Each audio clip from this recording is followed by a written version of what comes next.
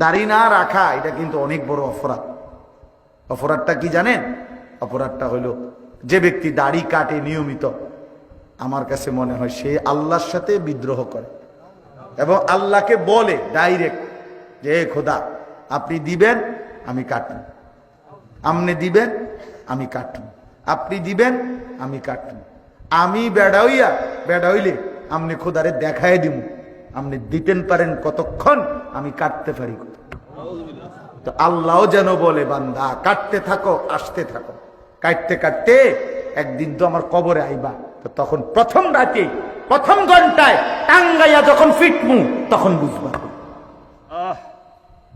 মাতবুরি ছুটাই দেবো তোমার প্রথম ঘন্টাতে দেখে, কবরের প্রথম ঘন্টা।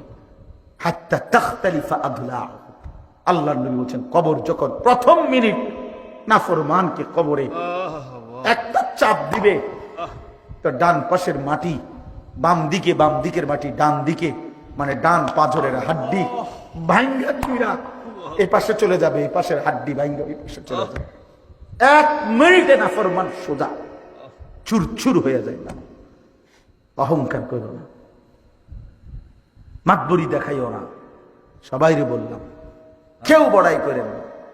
যে নারী বেপর্দা তারে বইলেন তোমার এই রূপ যৌবন পোকা মাকড়ের ঘরে চলে যাবে কবরে।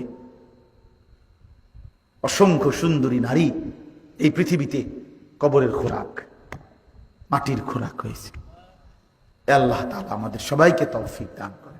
হিম্মত করলাম তো ইনশাআল্লাহ, 5 ওয়াক্ত নামাজ পড়বো তো ইনশাআল্লাহ। আল্লাহ তৌফিক দান করে। সকাল সন্ধ্যা কিছু কিছু জিকির করবেন, আল্লাহ ওয়ালাদের কাছে আসা যাওয়া করবেন এবং নিজের জীবন সুন্দর করার চেষ্টা করবেন, নবী সাল্লাল্লাহু আলাইহি সাল্লামের অনুসরণ করার ফিকির করবেন। আল্লাহ তাআলা আমাদের সবাইকে তৌফিক দেন, কবুল করেন।